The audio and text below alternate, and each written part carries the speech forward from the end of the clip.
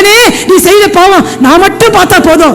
ரகசிய பாவம் செஞ்சியே, தேவனுக்கு விரோதமா ரகசியமான பாவம் செஞ்சியே, யாருக்கு தெரியாத பாவத்தெல்லாம் செஞ்சல, யாருக்குமே தெரியாதுதான், ஆனா எனக்கு தெரியும் மகனே. அப்படிப்பட்ட பாவத்தையெல்லாம் நான் வெளியே கொண்டு வர விரும்புறேன். ஆனாலும் என்னை மன்னியும் ஆண்டவரே, என்னை மன்னியும் ஆண்டவரே.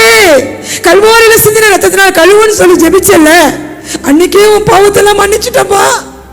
நான் வாக்குத்தத்தத்தில் உண்மை உள்ளவரே, என் வாக்குத்தத்த வசனங்கள் ஆமென் என்று ஆமென் என்று இருக்கிறது. நான் பொய் சொல்ல மாட்டேன். இஸ்ரவேலின் ஜெயபலமானவர் பொய் சொல்லுகிறதும் இல்லை, சொல்லியும் செய்யாது இருப்பாரோ. அவருடைய ரத்தம் சகல பாவங்களை நீக்கி சுத்திகரிக்கிறது உண்மைதான்.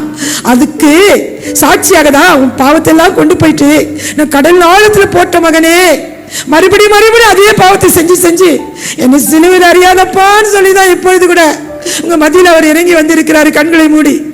அப்ப அதே பாவத்தை செய்து செய்து உன்னை நான் சிலுவையில் அறியக்கூடாதப்பா. எத்தனையோ பேரை மன்னிக்க முடியலப்பா, எத்தனையோ பேர் மேல எனக்கு கசப்பு இருக்குது கத்தாவே, எத்தனையோ பேர் மேல எனக்கு எரிச்சல் இருக்குது கத்தாவே. மன்னிப்பை பெற்றுக் கொள்கிறேன், ஆனால் நான் மன்னிப்பு கேட்பது கிடையாது. மன்னிச்சுட்டேன்னு சொல்றேன், ஆனாலும் அந்த நினைவுகள் வரும்போது என் உள்ளத்தில் ஒரு புகை போன்ற ஒரு கோபம் எரிச்சல் வருதப்பா.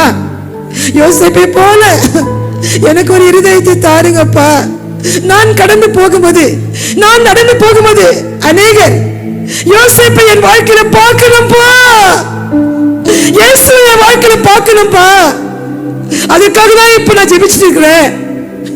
உன்னுடைய சுவாபத்தை எனக்கு தாருங்கப்பா, என்னுடைய சுவாபத்தில் ஒரு பெரிய மாற்றத்தை உண்டு பண்ணுங்கப்பா அப்படின்னு சொல்லி ஜெபம் பண்ணுவோமா? நோக்கி கேளுங்கப்பா, என் சுவாபத்தில் ஒரு பெரிய மாற்றத்தை உண்டு பண்ணுங்க.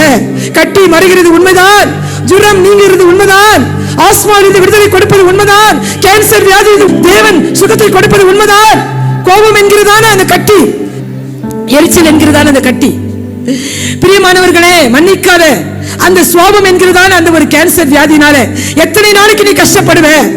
அப்படிப்பட்ட வியாதியில் இருந்து, அப்படிப்பட்ட பாவத்தில் இருந்து விடுதலையாக்கும்படியாக தேவன் இப்போது நம் மத்தியில் இறங்கி வந்திருக்கிறார். தேவனுடைய வல்லமை இறங்கி கொண்டிருக்கிறது. பரிசுத்த ஆவியானவருடைய வல்லமை இப்போது நம்ம அசைவாடி கொண்டிருக்கிறது. தேவன் உங்களுடைய சுவாபத்தில் ஒரு பெரிய மாற்றத்தை உண்டு பண்ணி கொண்டிருக்கிறார். எத்தனை பேர் விசுவாசிக்கிறீர்கள்?